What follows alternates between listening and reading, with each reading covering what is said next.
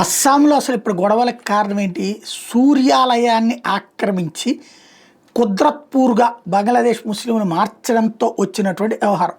అస్సాంలోని గౌహతి దగ్గర ఉన్న కామాఖ్య శక్తిపీఠం ఉన్న నీలాచల్ కొండకు ఎదురుగా ఉన్నటువంటి సూర్యపహార్ అనే కొండ ఉంటే ప్రాచీనమైన సూర్య దేవాలయం కింద ప్రసిద్ధి చెందిన దాన్ని వీళ్ళు ఆక్రమించుకోవడానికి ప్రయత్నించడంతో జరిగిన గొడవ. ఈ అంశానికి సంబంధించి విశ్వ సంవాద్ కేంద్ర వాళ్ళకి సంబంధించిన ఒక కథనం చూద్దాం. అస్సాంలోని గౌహతి దగ్గరలో ఉన్న కామాఖ్య శక్తిపీఠం ఉన్న నీలాచల్ కొండకు ఎదురుగా ఉన్న సూర్యపహార్ అనే ఒక కొండ ఉంది. అది ఎంతో ప్రాచీనమైన సూర్య దేవాలయానికి ప్రసిద్ధి. అయితే ఇప్పుడు ఆ కొండను సూర్యపహార్ అని పిలిస్తే ఎవరికి అర్థం కాదు. అదే కుద్రత్పూర్ అంటే అందరికీ తెలుస్తుంది. ఆ కొండపైన బంగ్లా నుండి వలస వచ్చిన ముస్లింలు అలా మార్చేశారు. ఈ కొండపైన 300 ముస్లిం కుటుంబాలు ఉన్నాయి. వాళ్ళు 2001 నుంచి 2016లో గౌహతికి వచ్చి ఆ పవిత్ర కొండని ఆక్రమించారు.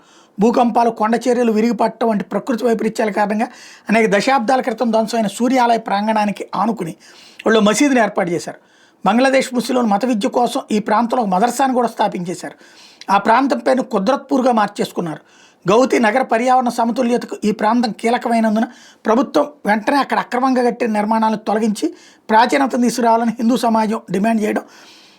కేవలం అది మాత్రమే కాకుండా జరుగుతున్నటువంటి వ్యవహారం అస్సాం నాగాలాండ్ సరిహద్దుకు సమీపంలో రెంగ్మా రిజర్వ్ ఫారెస్ట్ ప్రకృతి వరమని భావించేటటువంటి వాళ్ళు అది మందే కాబట్టి అది తిరిగి తీసుకోవాలంటూ 2005 తర్వాత అస్సాంలో కాంగ్రెస్ పాలన బంగ్లాదేశ్ మూలాలు ఉన్న ముస్లింలు అటవీ అభయారణ్యాన్ని ఆక్రమించుకోవడం, రాష్ట్రంలోని కాంగ్రెస్ ప్రభుత్వ ప్రత్యక్ష పోషణలో కొన్ని బంగ్లాదేశ్ భూమాఫియాలు వందలాది కుటుంబాలను అటవీ అభయారణ్యం లోపల స్థిర నివాసాలు ఏర్పాటు చేసుకునేలా చేయడం, 500 బంగ్లాదేశ్ ముస్లిం కుటుంబాలు అక్కడ రహస్య గ్రామాలనే కట్టేసుకోవడం, కాంగ్రెస్ నాయకుల ప్రత్యక్ష సాయంతో బంగ్లాదేశ్ భూమాఫియాలు వేలాది బీగాల అటవీ భూమిలో ఏకంగా ఆక్రమణలే చేసేసుకుని గ్రామాలే కట్టేసి అరేకా గింజల పొలాలను కూడా ఏర్పాటు చేసుకోవడం అన్నట్టు ఇక్కడ కీలకమైపోయింది.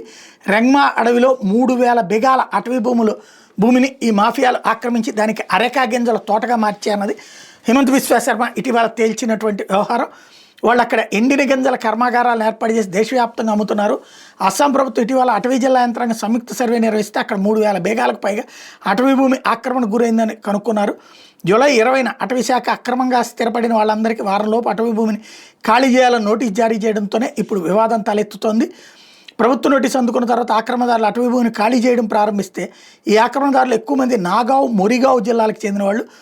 ఆక్రమించిన అటవీ భూమికి 200 కిలోమీటర్ల ప్రయాణించిన ఆక్రమణదారుల కుటుంబాలు వాళ్ళ గృహాస్తులు ఇప్పుడు డజన్ల కొద్ది ట్రక్కుల్లో మోసుకెళ్తున్నారు. ఉరియంఘాట్ ప్రాంతంలో వాళ్ళు ఏం చెప్తున్నారంటే అప్పటి కాంగ్రెస్ ప్రభుత్వ ప్రత్యక్ష పోషణతోనే మేమందరం అక్కడ ఆక్రమించుకోగలిగామని చెప్పుకొస్తున్నారు. ఇలా ఏకంగా దేవుడి ఆస్తులతో పాటుగా దేశానికి సంబంధించినటువంటి ఇంబ్యాలెన్స్ వ్యవహారం ఎట్లా సాధ్యమైందన్నది ఇక్కడ ప్రశ్న.